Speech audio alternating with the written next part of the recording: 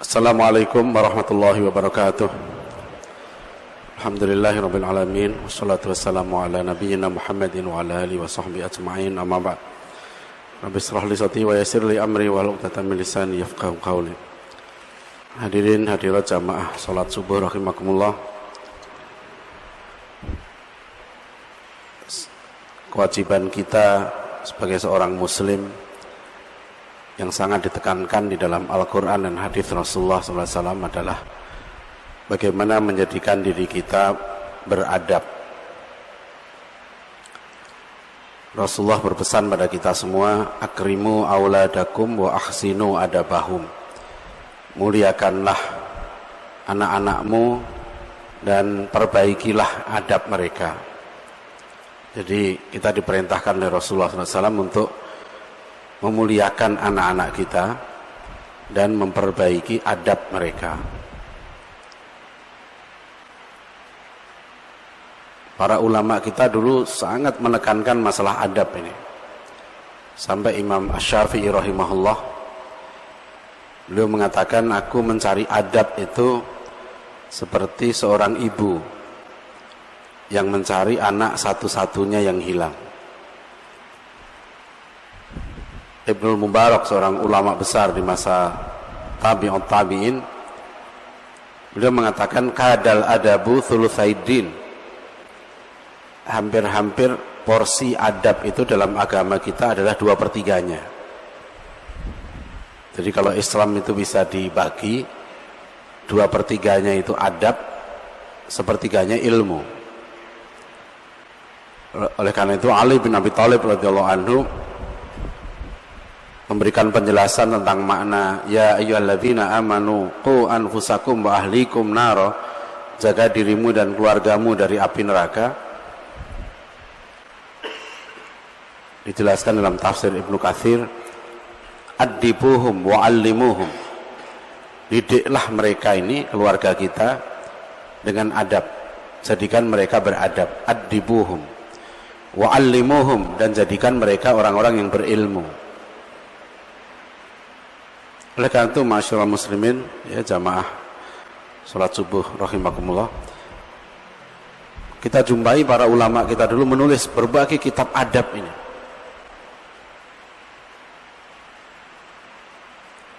Adab itu adalah sikap, ya, adab itu sikap yang benar sesuai dengan harkat dan martabat yang ditentukan Allah. Nah, salah satu yang mau kita bahas pada pagi hari ini, adab itu adalah adab kepada orang-orang yang mulia. Misalnya dalam Al-Quran dijelaskan, inna akramakum indallahi atqakum. Yang paling mulia di antara kamu adalah orang yang takwa. Ayat ini telah mengubah kehidupan masyarakat Arab pada waktu itu. Dari yang semula mereka menghormati, memuliakan orang-orang yang kaya, orang-orang yang cantik, orang-orang yang pandai bersyair, kalau sekarang pandai menyanyi, orang-orang yang keturunan bangsawan, ya, orang-orang yang punya banyak pasukan, berubah. Itu masyarakat jahiliyah, masyarakat yang bodoh. Mereka tidak tahu siapa yang mulia dan siapa yang hina. Di Madinah berubah siapa yang dihormati pada waktu itu. Di Madinah dimuliakanlah orang-orang seperti Bilal, Abdullah bin Mas'ud, Ali bin Abi Thalib, Abu Bakar As-Siddiq, dan orang-orang yang mulia. Orang-orang yang mulia, karim. Siapa yang mulia? Ini adab. Dan ajaran Islam itu ajaran yang memang isinya adab. Adab bangun tidur, adab sholat jamaah, adab masuk masjid, adab masuk kamar mandi, keluar kamar mandi, adab di dalam kamar mandi, adab suami pada istri, adab istri pada suami, adab anak pada orang tua. Ya, bahkan Luqmanul Hakim menjelaskan tentang adab pada anaknya, ya bunayya la tusyrik billah.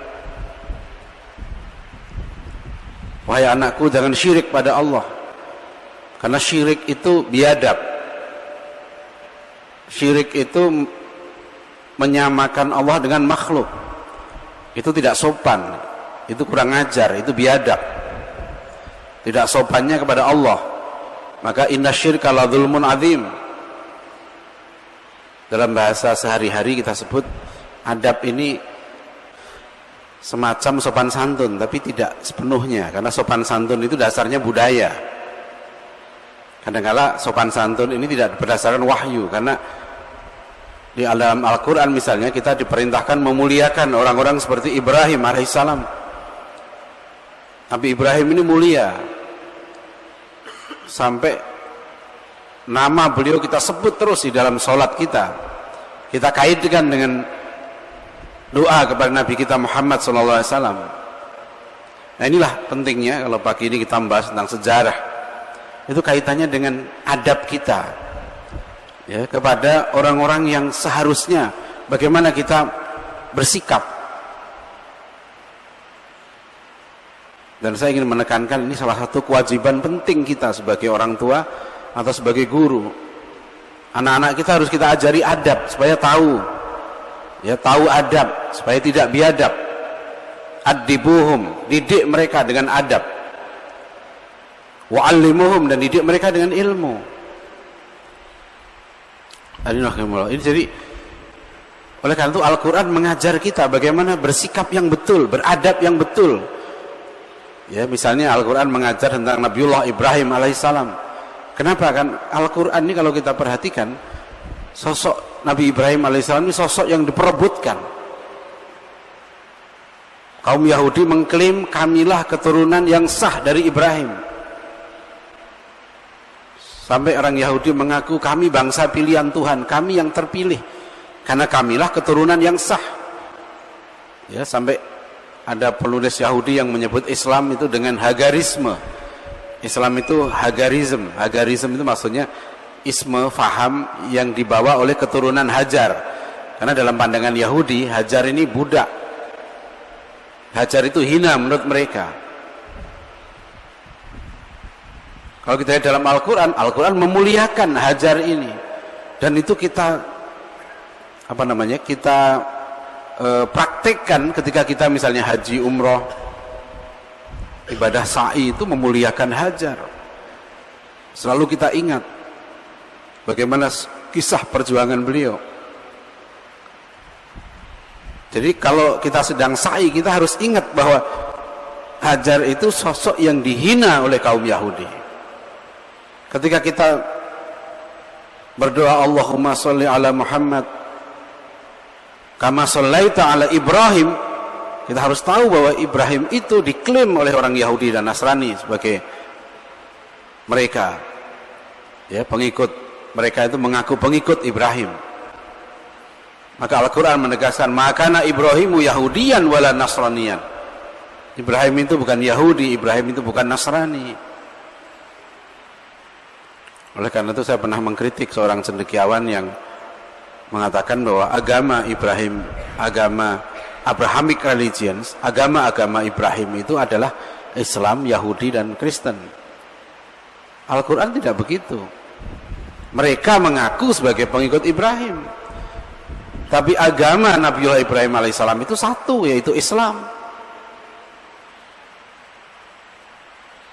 Maka Ibrahimu Yahudiyan wala Nasraniyan walakin kana hanifan muslima wa makana minal musyrikin. Ini sejarah. Tidak benar misalnya sekarang di buku-buku agama, ya, masih dikatakan Nabi Musa itu adalah pembawa agama Yahudi, atau agama Yahudi itu pembawanya Nabi Musa, kitabnya Taurat. Agama Kristen itu pembawanya Nabi Isa, kitabnya Injil. Padahal Al-Quran tidak seperti itu. Ya, sejarah Nabi Musa alaihissalam, sejarah Nabi Isa alaihissalam tidak seperti itu dalam Al-Quran.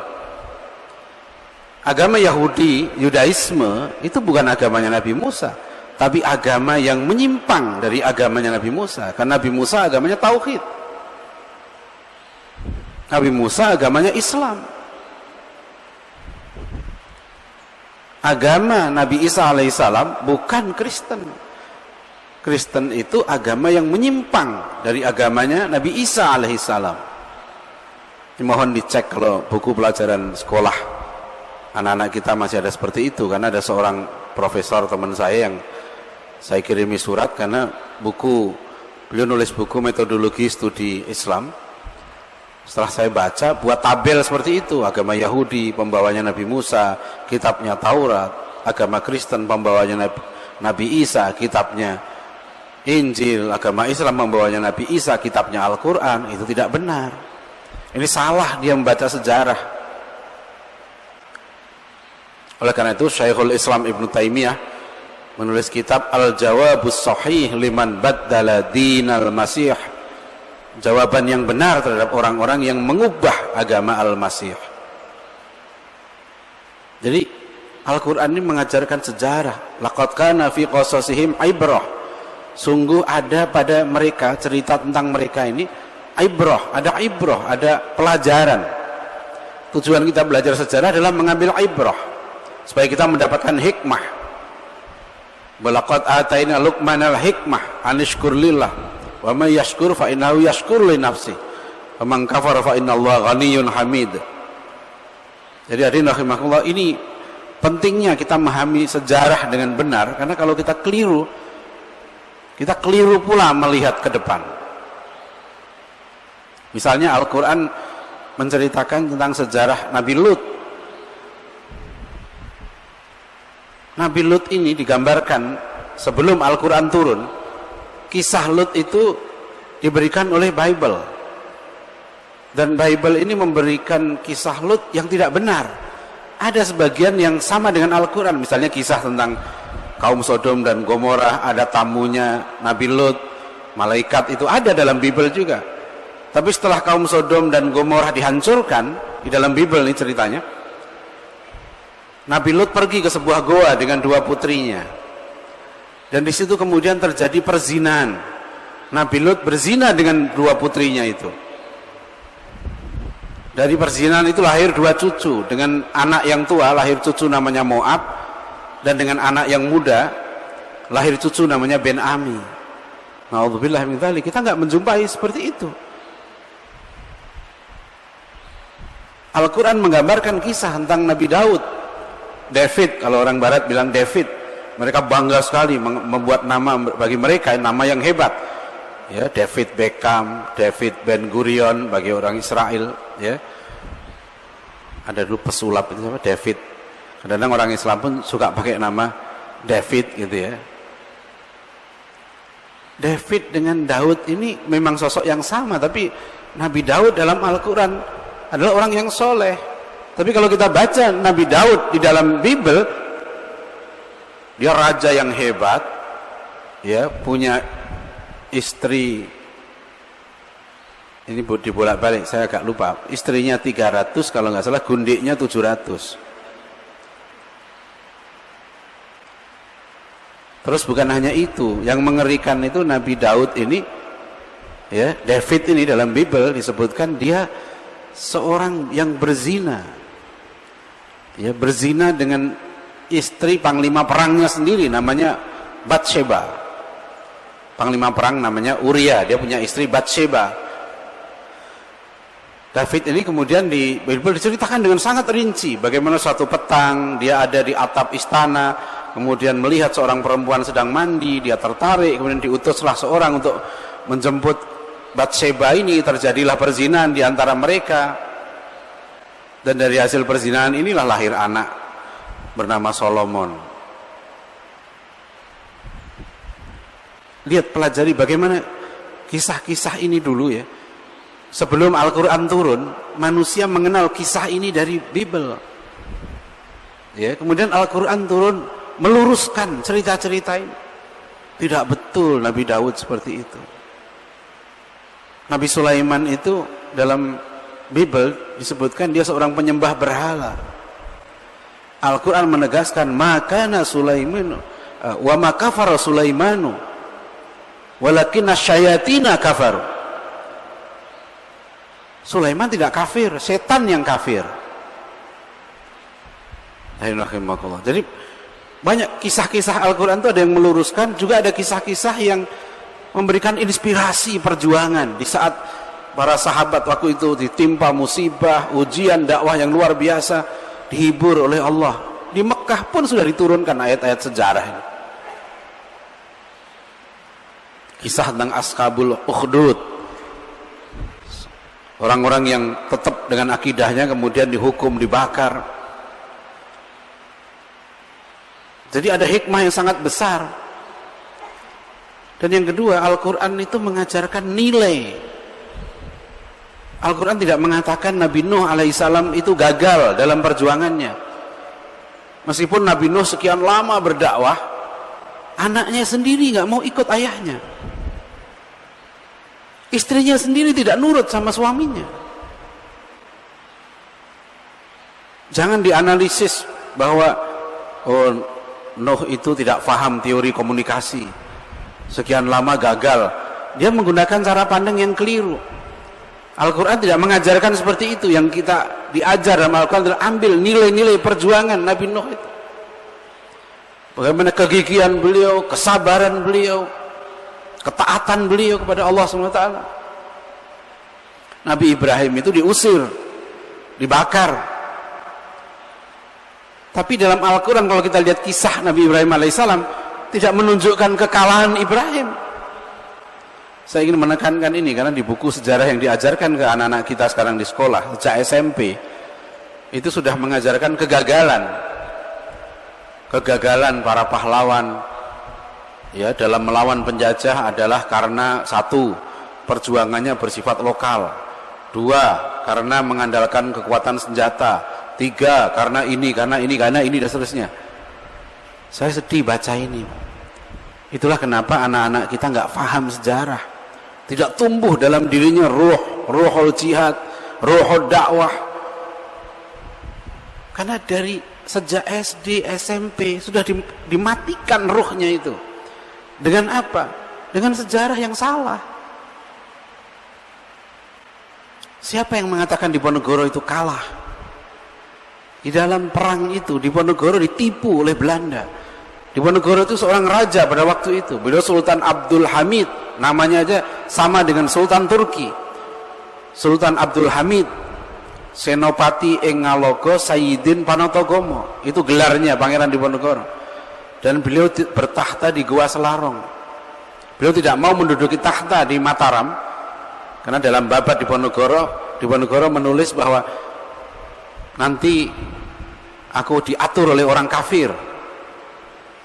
Perjuangan Diponegoro ini jihad. Bahkan Bung Karno sendiri ketika 100 tahun peringatan Diponegoro di Istana Negara, ada buku kecil diterbitkan oleh Departemen Penerangan pada waktu itu, Bung Karno mengatakan bahwa Diponegoro ini mujahid yang agung, ulama yang agung. Tapi anak-anak kita nggak diajar seperti itu. Ya, yang ada di buku sejarah adalah Diponegoro berperang karena tanah leluhurnya dirampas oleh penjajah. Jadi seolah-olah perang Diponegoro ini urusan tanah. Ya. Saya pernah tulis satu artikel di Harian Republika, saya beri judul Diponegoro bukan makelar tanah. Bukan urusan tanah, ini urusan agama beliau berperang.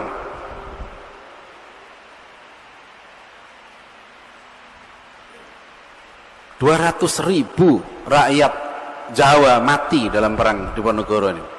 Maka disebut sebagai perang Jawa, perang terbesar. 5 tahun itu 200.000 orang mati. Dan itu para sejarawan heran, bagaimana waktu itu priayi, santri bersatu dalam perang Diponegoro. Padahal belum lama terjadi pembantaian lebih dari 5.000 orang kiai dan santri di alun-alun Pleret, Surakarta oleh Sunan Amangkurat I. Bagaimana kaum santri kemudian bisa bersatu lagi dengan kaum bangsawan Jawa ini ketika perang Diponegoro. Lihat bagaimana ulama-ulama kita dulu dari Mekah mengirim surat menggelorakan semangat jihad, tidak pernah berhenti. Jangan dikira yang melawan penjajah itu dulu banyak. Masyarakat kita dulu ketika dijajah sebetulnya tenang-tenang aja. yang menjaga terus semangat perlawanan, ini penjajah kafir, itu para ulama. Waktu itu semua sudah settle, semua sudah diatur oleh penjajah, semua dapat pekerjaan yang baik, mereka bahkan mendirikan sekolah-sekolah. Nanti buah dari perang di Diponegoro ini, Belanda belajar, karena waktu itu VOC hampir bangkrut, dia rugi 8 juta gulden. 8 juta gulden itu kalau kita kuruskan sekarang, kira-kira waktu itu 130 gulden itu setara sekarang dengan 13 juta. Jadi 100 gulden sama dengan 100 juta. Maaf, 10 juta. 100 gulden sama dengan 10 juta. Kalau rugi 8 juta gulden, nah itu VOC bisa dihitung berapa nilai kerugiannya. 8.000 tentara Belanda mati di sini. Jadi perang Diponegoro ini perang terbesar, dan waktu itu sampai akhirnya Belanda mengirim seorang kolonel menemui Kiai Mojo. Kiai Mojo menyampaikan pesan Diponegoro kepada kolonel ini ditulis oleh Dr. Rifki Al-Ka'bah almarhum, ya, Profesor Rifki Al-Ka'bah ketika dalam disertasi beliau di UI mengisahkan tentang seorang kolonel Belanda ini yang datang pada Pangeran Diponegoro, maaf, kepada Kiai Mojo. Dan Kiai Mojo menyampaikan peran Diponegoro ketika diajak damai, tidak, kami tidak akan berhenti berperang, kata Diponegoro, sampai syariat Islam tegak di tanah Jawa. Jadi tuntutan Pangeran Diponegoro waktu itu adalah untuk orang Islam berlaku hukum Islam.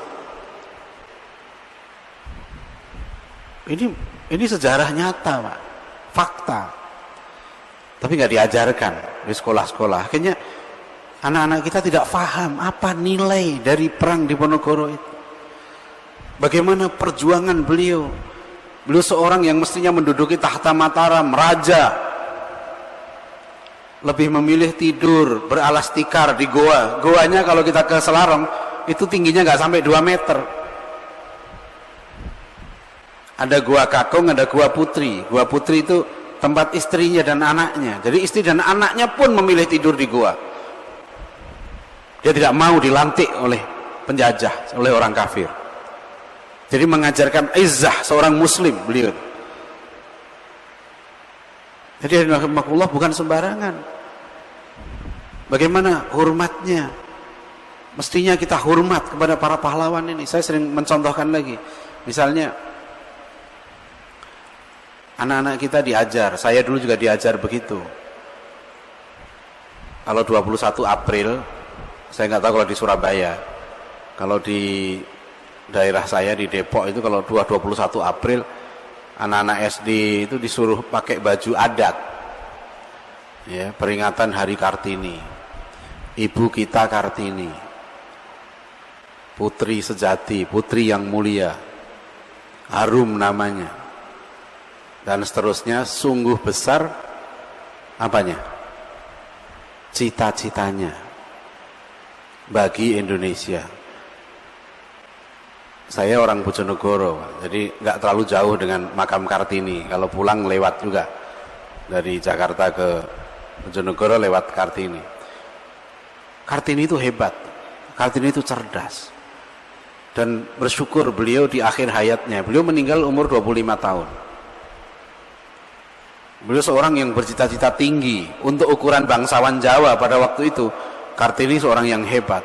Beliau akhirnya sempat belajar Islam pada Kiai Soleh Darat di Semarang.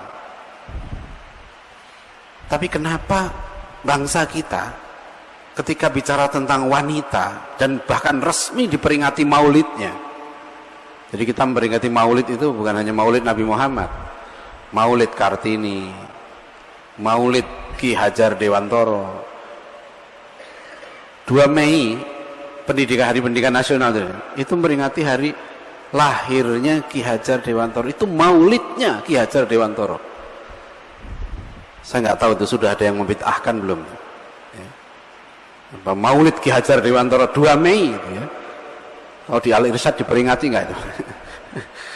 Itu maulid itu, Pak. 2 Mei itu maulid Ki Hajar Dewantoro. Makanya pada tahun 1967 PGRI mengeluarkan edaran waktu itu melarang guru-guru memperingati 2 Mei sebagai hari pendidikan nasional, karena itu kultus yang berlebihan. Ada apa ketika Ki Hajar lahir kok diperingati sebagai hari lahirnya, hari pendidikan nasional? Bukan sembarangan itu, Pak.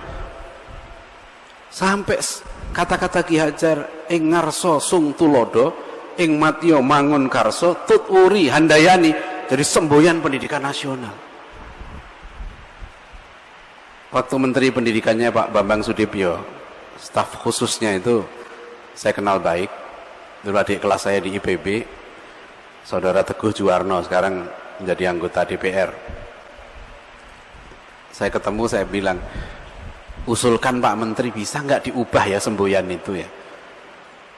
Istri saya itu orang Palembang, guru, nggak paham itu. Saya tanya, saya udah tanya dari Aceh dan mana-mana itu, ngerti nggak artinya ing ngarso sung tulodo ing matio mangun karso tutwuri handayani.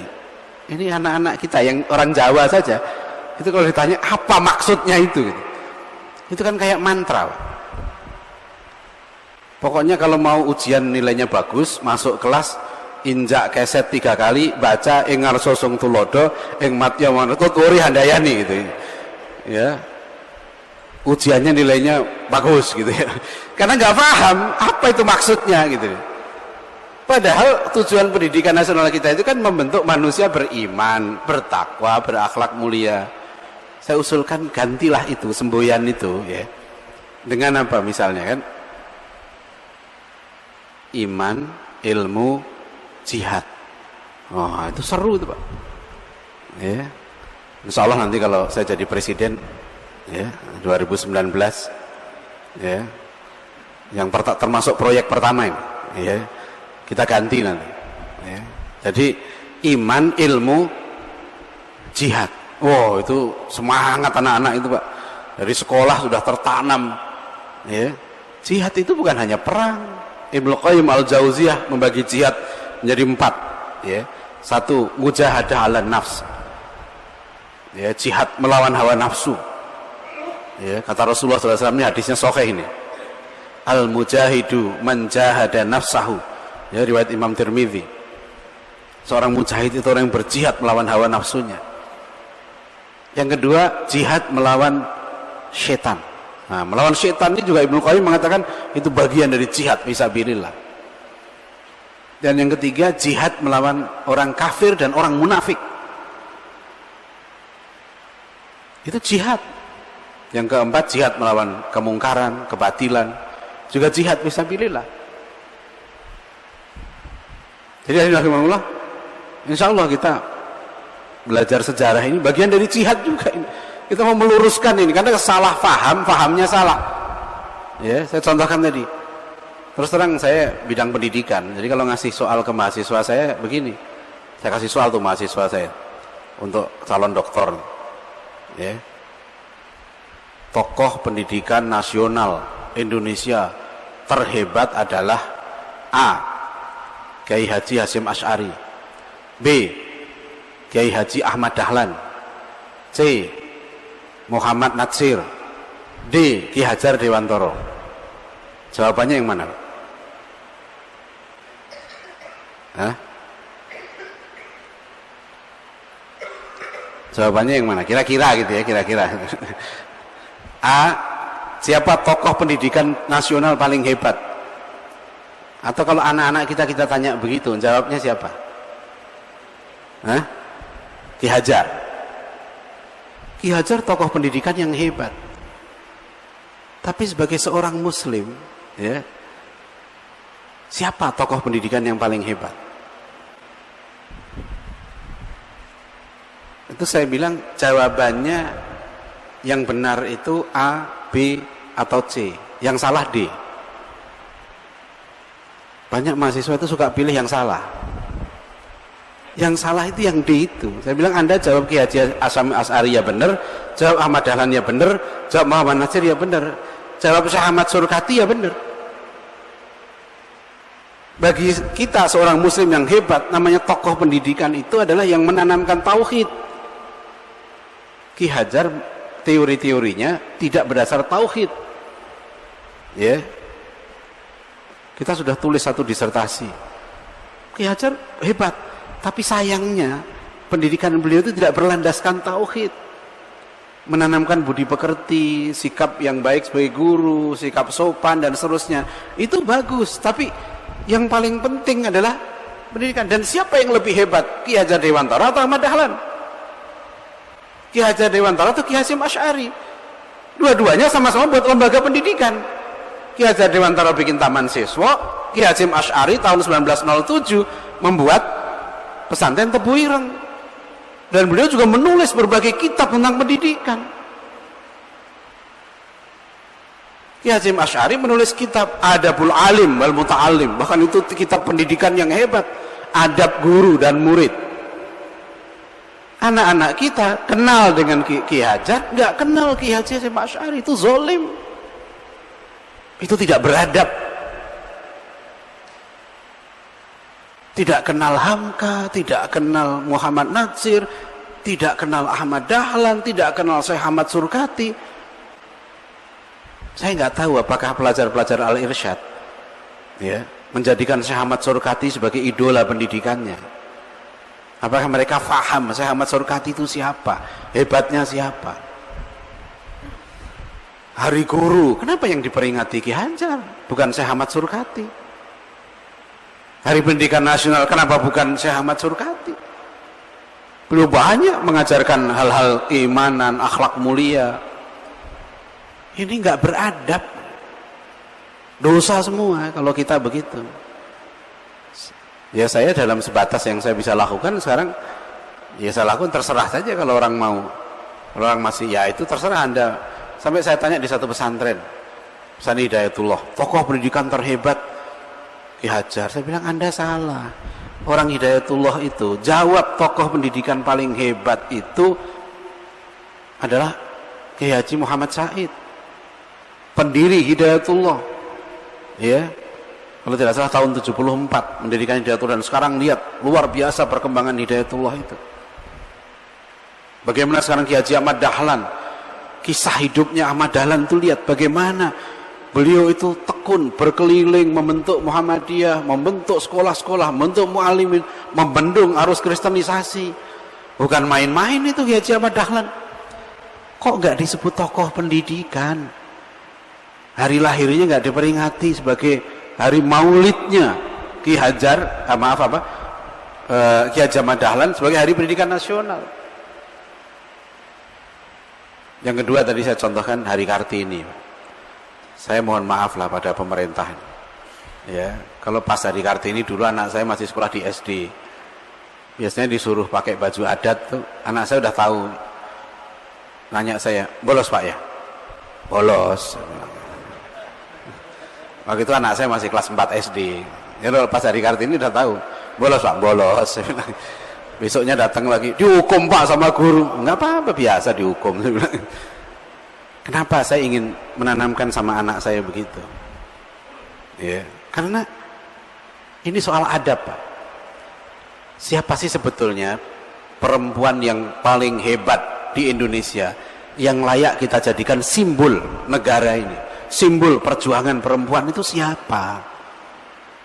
Kartini tadi hebat, tapi ini yang menggugat ini bukan kalangan muslim justru. Yang pertama kali mempersoalkan Kartini ini namanya Profesor Harsha Bakhtiar. Beliau lulusan Harvard University, guru besar sosiologi di UI, dan juga waktu itu tahun 79 dia nulis, itu 70 tahun 1979 itu pas 100 peringatan 100 tahun Kartini. Ya. Profesor Harsha Bakhtiar waktu itu menduduki jabatan sebagai Kepala Litbang Departemen Pendidikan dan Kebudayaan. Beliau menulis artikel di Harian Kompas yang menjelaskan apa artikelnya itu? Bahwa bangsa kita mewarisi sosok Kartini itu dari penjajah. Penjajahlah, Sunuk Orogronya lah yang dulu mengangkat Kartini untuk diangkat sebagai simbol, ya, simbol wanita, sampai dibuatkan lagunya, diperingati maulidnya. Beliau contohkan, coba perhatikan dalam sejarah Indonesia ada tokoh-tokoh wanita yang hebat. Ya, pertama beliau tunjukkan ada namanya Ratu Syafi'atuddin. seorang perempuan yang menjadi ratu di Aceh. Beliau waktu itu kondisi Aceh kritis sampai Syekh Nuruddin Araniri waktu itu, para ulama sudah paham perempuan itu sebenarnya nggak boleh jadi sultan, tapi pilihan waktu itu kalau Ratu Syafi'atuddin, beliau ini menantu dari Sultan Iskandar Muda, kalau nggak diangkat jadi ratu, Aceh itu pecah ya. Jadi akhirnya mencari kemudaratan yang paling kecil, jangan negara berperang, jangan pecah, yang penting kemudian ratu ini diangkat sebagai Syafi'atuddin diangkat sebagai ratu Aceh. Dan beliau hebat sekali. Ada ulama-ulama waktu tidak mengakui di Aceh, tapi tidak ditindas. Dan kemudian dalam pemerintahannya beliau melawan Belanda, dan kemudian beliau juga ahli sastra, ahli politik. Bukan hanya bercita-cita, ya, bukan sungguh besar cita-citanya, tapi beliau sudah berkarya sebagai seorang ratu. Yang kedua beliau contohkan di Bone. Di Bone itu ada seorang ratu yang hebat juga, namanya Siti Aisyah. Bahkan Siti Aisyah Wetan Riole namanya itu. Lihat dalam internet itu. Beliau memajukan pendidikan, dan beliau ahli sastra, ahli berbagai bahasa. Siti Aisyah ini beliau menerjemahkan ribuan bait puisi Bugis, namanya Lagaloge. Jadi dikenal oleh dunia barat pun sekarang dikenal. Siti Aisyah itu ahli dalam sejarah, ahli dalam sastra, seorang ratu.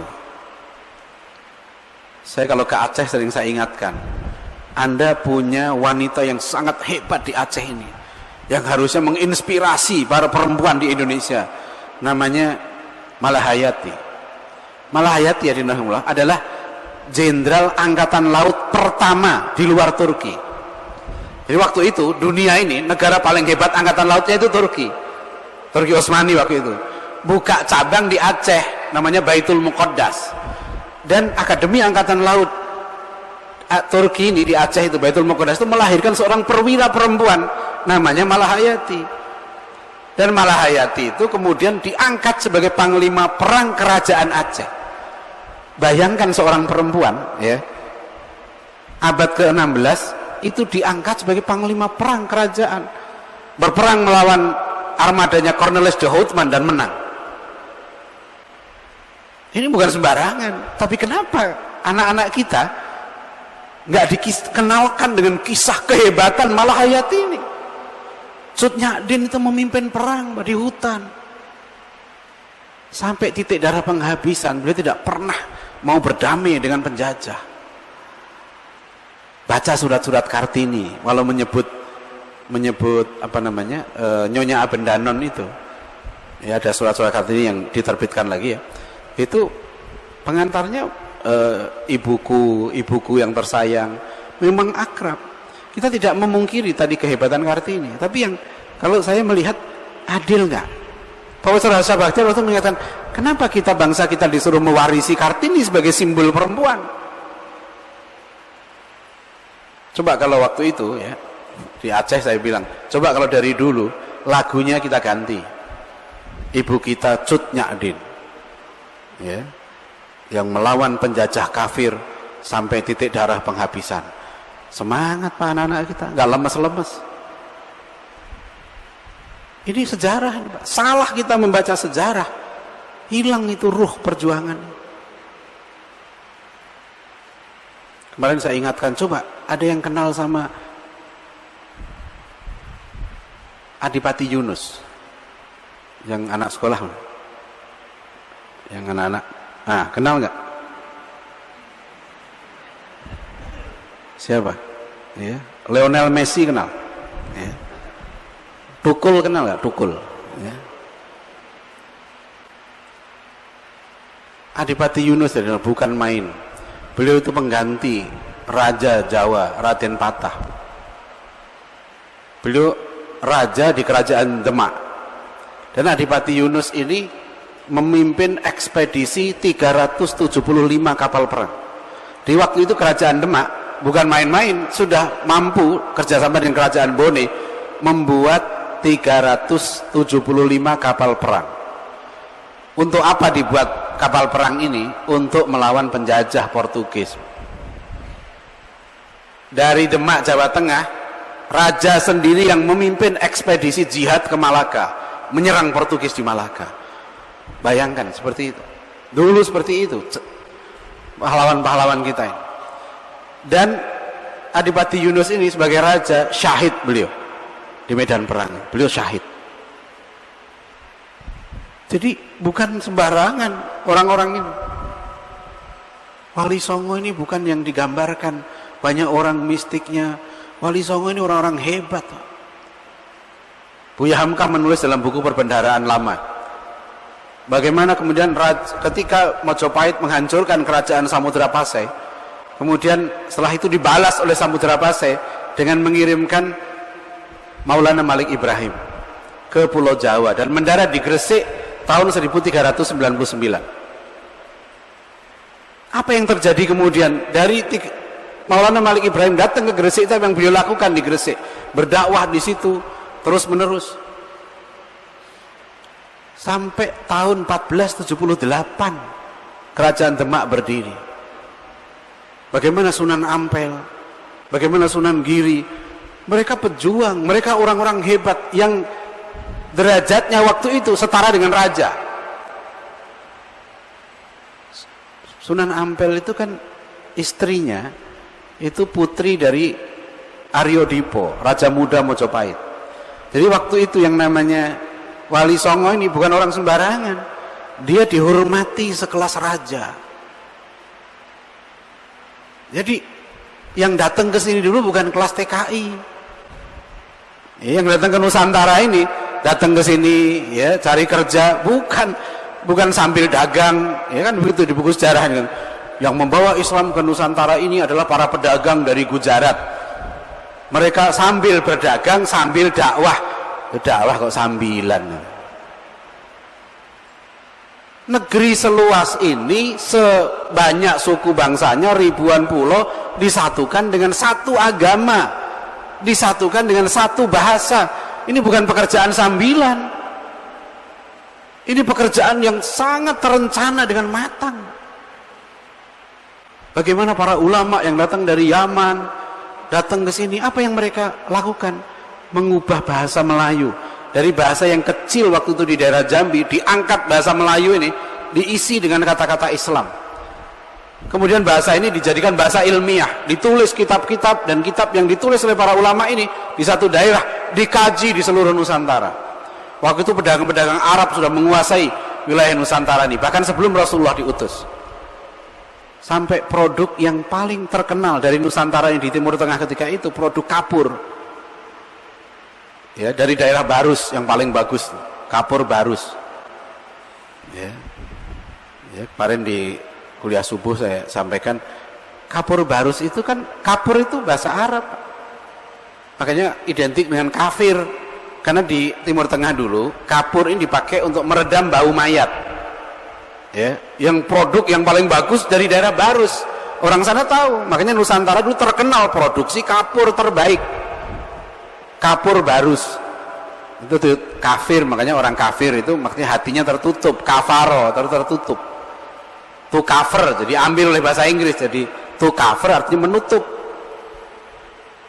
Ya, saya nggak tahu juga, yang penjaga nutup gawang namanya kiper. Yang nutup barang namanya koper. Orang Belanda kali itu bikin koper. Itu to cover ya, dari kapur ya, dari itu apa namanya kafir itu ya, itu sejenis. Jadi dulu perdagangan yang menguasai itu, makanya bahasa Melayu yang kecil itu menggantikan hegemoni bahasa Jawa. Sehingga awal abad 20 yang sekalian, tokoh-tokoh Katolik seperti Frans van Lith mengharamkan penggunaan bahasa Melayu untuk diajarkan di sekolah-sekolah Katolik. Tidak boleh. Karena ketika itu kalau belajar bahasa Melayu sama dengan belajar Islam. Isi kata-katanya sudah Islam. Lihat tuh kan, kemanusiaan yang adil dan beradab, itu kata Islam. Saya sudah tanya tuh dari Aceh sampai Maluku, apa bahasa, saya bilang apa bahasa Acehnya adil, apa bahasa Jawanya adil, coba ada nggak? Kalau orang Jawa bilang, kamu jangan adil, itu nggak ada Pak bahasa Jawanya. Orang Sunda saya tanya, apa bahasa Sundanya adil? Nggak ada. Kalau orang Jawa bilang adil itu apa Pak? Ada nggak bahasa Jawa? Ada yang bilang podo-podo, lain. Adil itu tidak sama. Jadi bayangkan Pak, untuk tahu adil saja di Nusantara ini, itu nunggu Islam datang. Jadi sebelum Islam masuk ke negeri kita ini, dibawa oleh orang-orang Arab pada waktu ke sini, orang Indonesia ini nggak kenal adil. Jadi belum ada keadilan di sini sampai Islam datang. Wong kata adil aja nggak ada. Itu. Jadi adil itu baru difahami setelah Islam datang. Itu rasa syukur kita sebagai orang Muslim. Karena kalau kita nggak kenal adil itu, kita nggak tahu apa itu namanya adil.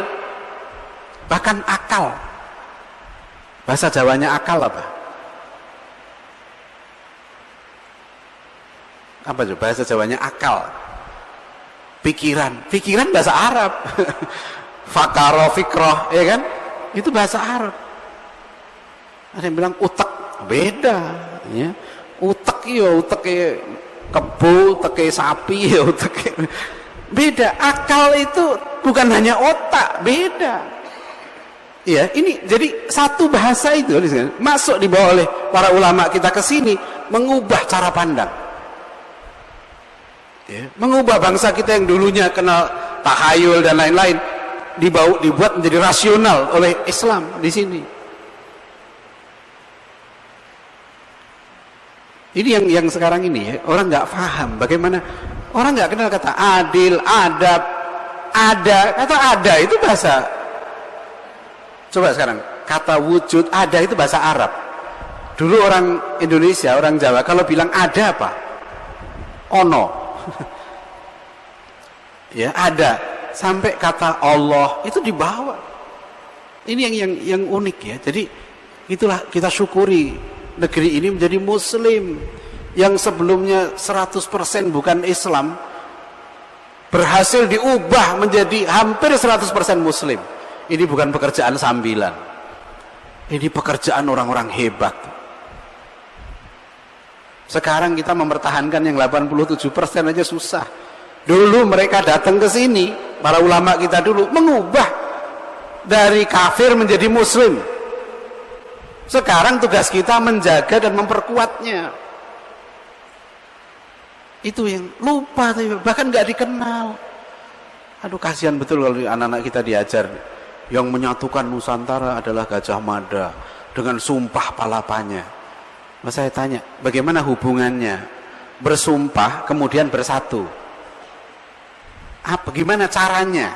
Dari sumpah sampai Nusantara bersatu itu gimana? Tahun berapa disatukan? Dengan cara apa disatukan? Nggak ada.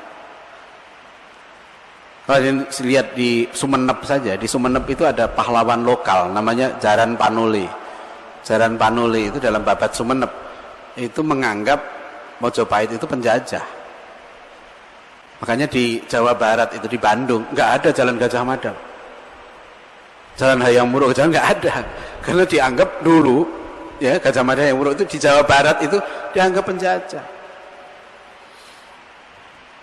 Jadi kapan menyatukannya? Ini kan berarti membuang ya, anak-anak kita diajarkan dia tidak beradab kepada para ulama kita, tidak menghargai jasa orang-orang yang telah berjasa mengislamkan negeri ini. Bahkan yang lebih bahaya lagi, ditanamkan satu faham pada anak-anak kita di sekolah-sekolah ini Pak. Ini racun betul ini. Bahwa dulu Nusantara itu bersatu di bawah Hindu. Datang para wali, datang Islam menghancurkan persatuan Nusantara ini. Makanya ketika dia jadi pejabat, nggak terfikir menggunakan Islam untuk menyatukan Nusantara. Jangan bawa-bawa Islam. Indonesia bukan negara Islam. Kan Bapak orang Islam. Kalau ditanya, kenapa Bapak jadi menteri?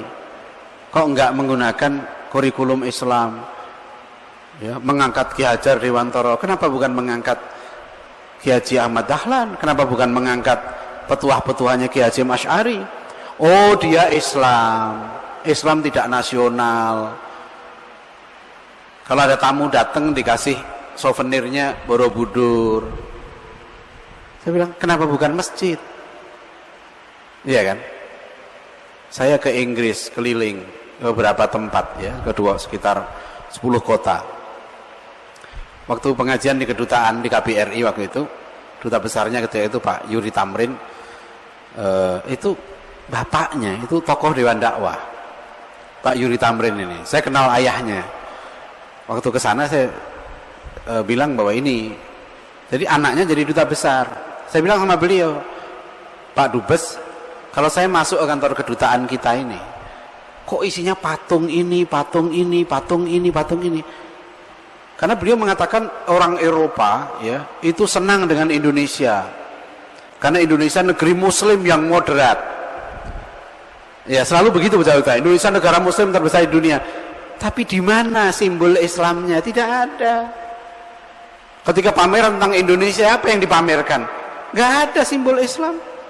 Kita punya kok Masjid Demak, Masjid Kudus, situs-situs Islam yang hebat kalau mau itu.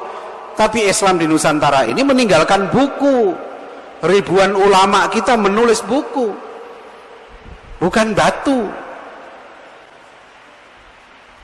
Kita dididik anak-anak kita lebih menghormati batu daripada buku, itu masalahnya. Lebih menghargai batu daripada buku, bukan ilmu. Gimana kita mau maju? Kalau sekalian ke Aceh, ke Malaysia dan lain-lain, tradisi Muslim Melayu tidak ada tradisi patung.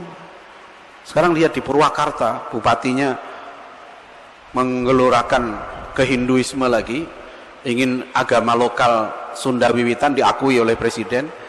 Ya. Sekarang dia buat patung di mana-mana. Ini bukan masalah kecil, ini masalah sejarah, cara pandang, bagaimana melihat sejarah. Kalau kita ke Bandara Soekarno-Hatta, keluar itu isinya patung, patung, patung, patung. Saya lihat apa ini sebenarnya itu. Saya sebagai seorang, kalau oh ini nasional, ya, ini yang Profesor Nakib Alatas menulis satu buku Islam dalam Sejarah Kebudayaan Melayu. Beliau mengatakan bangsa kita apa namanya, para penjajah waktu itu menyusun sejarah mengatakan jati diri bangsa ini adalah Hindu, Buddha, animisme. Islam datang tidak mengubah jati diri bangsa, tapi hanya melapis. Teorinya begitu. Jadi Islam itu hanya melapis saja. Ya, emang Islam mayoritas, tapi tidak mengubah jati diri bangsa. Jati diri bangsa ini adalah Hindu, Buddha, dan animisme. Itu yang dipertahankan terus, dan racun-racun itu diajarkan sekarang di sekolah-sekolah, di kurikulum-kurikulum itu. Jadi mohon nih betul-betul kalau kita punya sekolah, cek betul Pak pelajaran sejarah. Nanti jangan terkena dosa jariah. Jadi nanti gurunya, kepala sekolahnya, pengurus yayasannya dapat dosa terus. Imbanglah sama amalnya. Ya. Jadi ngajarin Al-Quran dapat pahala, tapi ngajarin sejarah yang salah, ya dapat dosa. Ada murid saya mahasiswa guru sejarah terus bilang, Pak berarti selama ini yang saya ajarkan dosa dong. Terus gimana? Ya istighfar lah, mau dosa saya bilang. Anda mengajarkannya nggak benar gimana? Di Ponegoro bukan makelar tanah, di Ponegoro itu mujahid, Anda ajarkan begitu. Korbannya banyak, anak-anak kita itu nggak ada semangat. Saya itu pelanjut perjuangan para wali untuk mengislamkan negeri ini. Saya pelanjut, bukan pelanjut dari perjuangan Hindu. Saya sudah sering tes Pak. Saya bilang begini misalnya, puncak peradaban Indonesia sebelum kemerdekaan tercapai di zaman Mojopahit yang berhasil menyatukan Nusantara. Hampir semua siswa, mahasiswa, santri jawabannya setuju. Memang berat ini, mubah, tapi harus kita lakukan.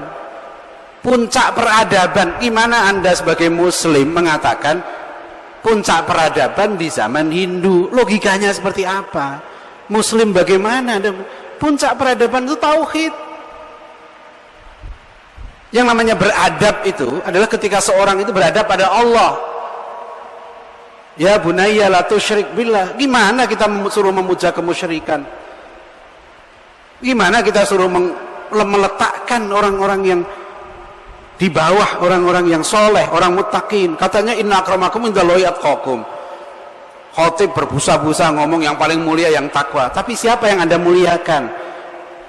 Anda hormati setiap 2 Mei, Anda hormati setiap 21 April. Siapa yang dihormati itu? Jadi kita tanamkan Al-Quran, kita tanamkan hadis, tapi kita tanamkan racun juga.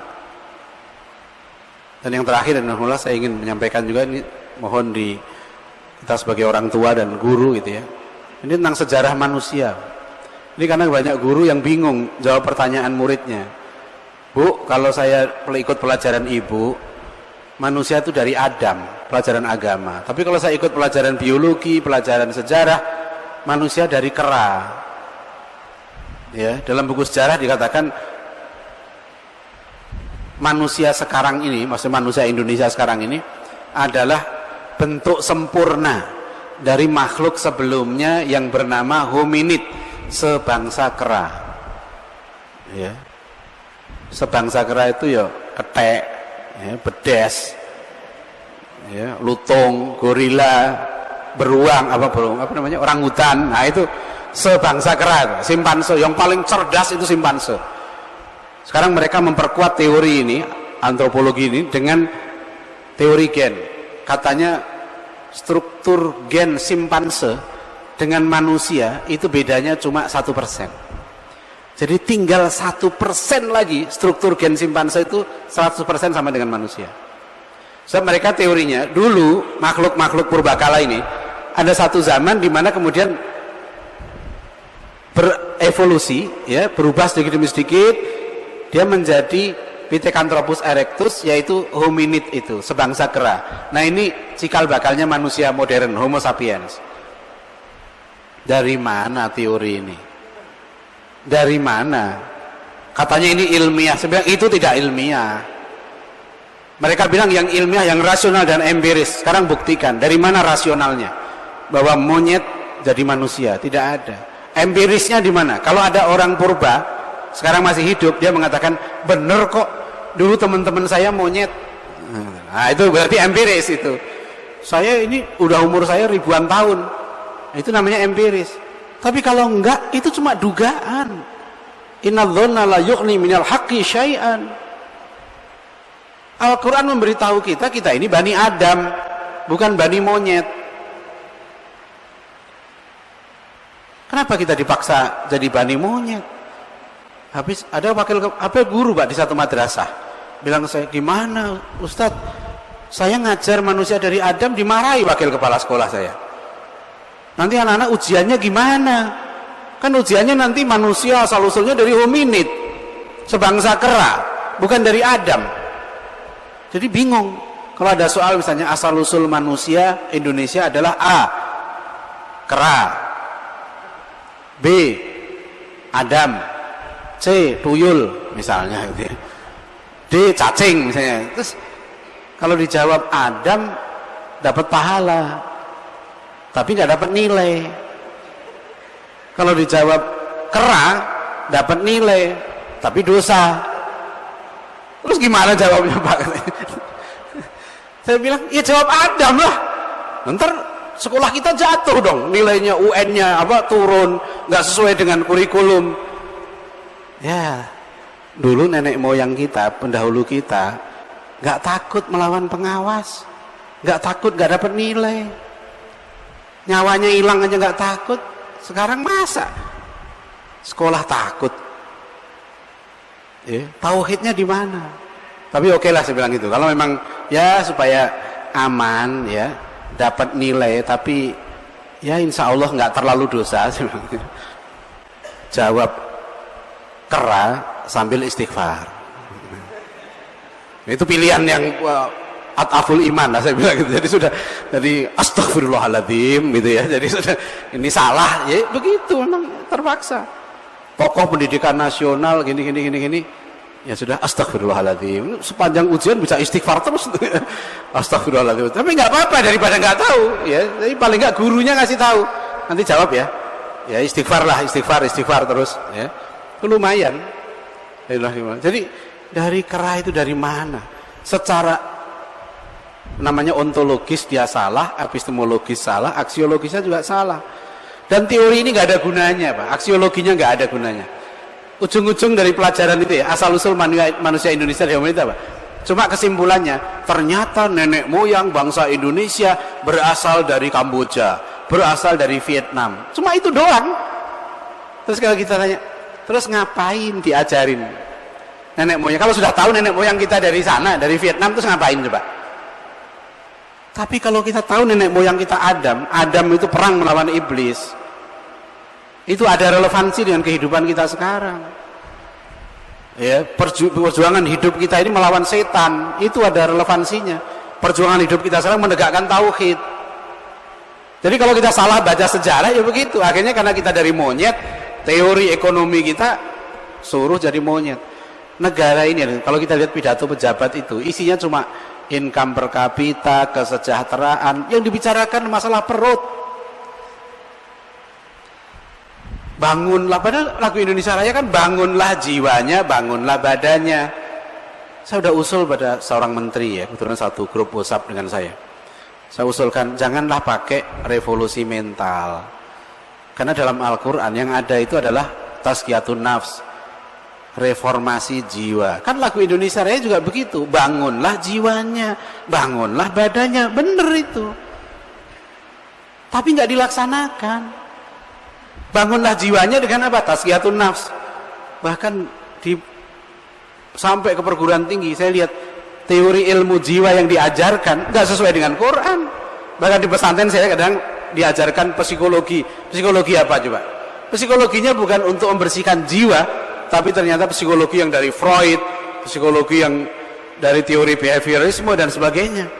Kok begini sih? Saya bilang pendidikan Islam masa begini? Tugasnya disuruh qad aflaha man zakkaha wa qad khaba man dassaha, tapi ilmu jiwa yang diajarkan ke mahasiswa, ke pelajar-pelajar bukan ilmu jiwa yang sesuai dengan Al-Qur'an. Jadi alhamdulillah kita ini betul-betul ya dari rumah tadi kita harus memperbaiki ya. Akhirnya anak-anak kita diajar, coba saya sering menyampaikan kan, teori kebutuhan dari SMP. Sekarang kurikulum SMP itu sudah diajari itu Pak. Kebutuhan manusia primer, sekunder, tersier. Yang primer itu makan, minum, sandang, papan. Saya bilang itu kebutuhan monyet. Kebutuhan manusia yang paling penting dan paling primer itu ibadah. Wa ma khalaqtul jinna wal insa illa liya'budun. Jadi guru kalau ngajar di sekolah harus diubah itu. Ini salah. Yang benar adalah kebutuhan primer kita ibadah. Makanya waktu kita saum, kita haus, kita lapar, kita nggak minum, kita nggak makan, karena ibadah lebih penting. Para mujahidin itu rela dulu. Kalau dulu ya, pesantren-pesantren dulu ngajarkan kebutuhan primer, makan, minum, dan seterusnya, nggak akan mereka berani ngelawan penjajah. Dengan bambu runcing di Surabaya 10 November itu nggak akan terjadi. Karena cari makan, yang paling penting cari makan. Kalau cari makan itu nggak usah manusia, binatang juga cari makan. Kita manusia wajib cari nafkah. Tapi cita-cita tertinggi itu ibadah. Kebutuhan tertinggi itu ibadah. Coba baca di kurikulum SMP ya. Ciri-ciri negara maju. Apa coba lihat? Materi lagi. Negara yang income per kapitanya tinggi, negara yang penduduknya sejahtera, negara yang menerapkan hak asasi manusia, negara yang menerapkan kesetaraan gender. Saya sedih betul lihat ini. Ini gurunya tahu nggak ini bahwa kurikulum ini racun? Sehingga kita diposisikan sebagai negara berkembang. Negara berkembang artinya apa? Kita disuruh ngekor apa orang Barat itu maju. Kita tidak menafikan kemajuan mereka. Mereka maju di bidang sains dan teknologi. Dan kita harus lebih baik dari mereka. Kita rebut sains itu. Tapi manusianya nggak maju. Yang paling penting manusianya maju apa enggak? Manusianya tidak maju. Karena mereka itu hidupnya seperti binatang. Hum yakuluna wa yatamatta'una kama ta'kulul an'am. Hidup mereka berputar-putar seputar syahwat. Kerjaannya makan-makan, senang-senang. Kama ta'kulul an'am. Seperti binatang itu, makan-makan. Lihat hidup mereka itu. Makan, minum, senang-senang, itu saja. Saya dengar dari teman kalau di Jepang itu sudah Jumat malam, kereta itu penuh dengan orang mabuk. Ya. Mereka teler, mabuk, melupakan pekerjaannya, istirahat, nanti hari Senin baru fresh lagi, kerja lagi. Ya terus begitu, hidup mereka begitu. Waktu saya ke Inggris itu melihat kafe ya, itu kalau sudah Jumat malam, kafe itu ngantri panjang. Itu orang ngapain tuh, mau antri, mau masuk bar, antri mau teler. Jadi kalau sudah Jumat dini hari atau Sabtu dini hari itu kriminalitas meningkat, banyak orang mabuk. Apa ini maju? Apa ini maju orang yang seperti ini? Anak tidak tahu adab pada orang tua, anak tidak hormat pada orang tua. Kalau sudah dewasa merasa punya hak asasi anak. Istri tidak tahu adab pada suami, tidak taat pada suami. Apa ini beradab? Apa ini maju? Anak kita cekoi sejak di sekolah-sekolah, itu negara maju, negara maju, negara maju. Yang maju apanya? Kita Al-Quran punya konsep kemajuan sendiri. Yang namanya maju dalam Islam itu maju jiwanya. Itu yang pertama, yang terpenting. Makanya kita ada konsep taqarrub pada Allah. Kita maju kan, dalam hadis qudsi dikatakan, aku akan mendekat pada hambaku. Kalau hambaku berjalan sejengkal, aku mendekat sehasta. Kalau hambaku berjalan, aku berlari kecil. Allah mendekat kepada kita sejauh kita mendekat kepadanya. Nah itu maju. Maju itu ada tujuan. Kemana kamu? Kalau kita mau ke misalnya ke Bandung, kita naik kereta, kita maju. Ada tujuan yang mau kita capai, namanya maju. Tapi kalau orang kafir, dia nggak pernah maju. Karena hidup dia berputar-putar seputar syahwat. Seperti binatang itu. Nah, kita di sekolah-sekolah ini harus mengajarkan kemajuan itu apa. Anda maju sebagai manusia kalau Anda semakin dekat dengan Allah. Tapi kalau konsep ini dirusak, maju itu artinya adalah maju materi, jangan heran kalau nanti anak-anak kita sendiri tidak paham apa namanya maju itu. Karena ditanamkan begitu, negara maju juga begitu. Ketika jadi pejabat, urusannya cuma urusan uang. Kalau dia akhirnya jadi serakah. Korupsi kan karena serakah. Jadi ini salah satu ya, bahwa pentingnya kita memahami sejarah ini, bagaimana kehidupan para nabi, kehidupan Rasulullah, ya, kehidupan para sahabat Nabi, itu untuk kita jadikan contoh, ibrah. Laqad kana fi qasasihim ibrah liulil albab, bagi orang-orang yang berakal. Cerita dalam Al-Quran ini bukan cerita kosong, ya, ini cerita yang penuh dengan ibrah, cerita penuh dengan hikmah. Sekali lagi ini tanggung jawab kita ya, sekarang ini cukup berat ya sebagai orang tua ya, karena saya sekarang juga anak saya sampai satu orang saya minta khusus kuliah sejarah ya di satu universitas Islam, dan saya merasakan Pak, dia kuliah di pendidikan sejarah, Masya Allah, padahal itu universitas Islam terbaik, pendidikan sejarahnya akreditasinya A, tertua. Tapi sudah setahun ini anak saya kuliah sejarah, harus saya koreksi. Dia dapat pelajaran PKN, loh kok PKN-nya seperti ini, keliru lagi. Dapat pelajaran antropologi, salah lagi. Dosennya pakai jilbab, tapi dosennya mengatakan kita jangan menyalahkan satu suku karena kita punya nilai sendiri. Dia bilang itu relativisme, keliru. Dapat pelajaran lagi asal usul manusia. Ternyata betul, calon-calon guru ini juga dididik di kampusnya. Manusia itu memang dari kera, atau nanti dia jadi guru diajar lagi ke muridnya, manusia dari monyet lagi, terus berputar-putar seperti itu. Harus kita putus tuh lingkaran setannya. Anak saya itu nanya, tapi dosennya begini Pak, pakai dalil ya. Wa id qala rabbuka lil malaikati inni ja'ilun fil ardi khalifah qalu ataj'alu fiha may yufsidu fiha wa yasfikud dima. Nah itu menunjukkan sebelum Adam katanya ada manusia, ada makhluk sejenis manusia. Saya bilang itu, saya tahu ada orang yang berpendapat begitu, tapi itu masih bukan sesuatu yang pasti ya, itu dugaan. Dugaan tidak bisa mengalahkan yang yakin. Oke, jangan bicara soal ini, tapi bicara soal kita. Kita sekarang ini keturunan Adam, itu pasti. Yang pasti jangan dikalahkan dengan yang zon. Jadi ini salah cara ilmunya itu. Ya saya paham kemudian, oh iya ya. Saya bilang tugas kamu sekarang berjihad, saya bilang ke anak saya. kamu berjihad meluruskan kurikulum ini.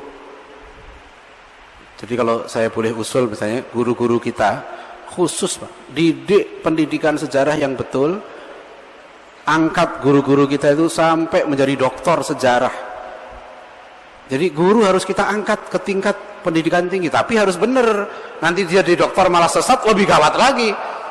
Ya, kalau dia ilmunya tinggi malah ngajarin yang nggak benar, karena ada begitu. Ada profesor di Jogja, mahasiswa bilang ke saya, profesornya tetap mempertahankan bahwa manusia dari monyet. Saya bilang, suruh profesor kamu kawin dengan simpanse. Kalau dia mengatakan simpanse bisa jadi manusia, buktikan sekarang.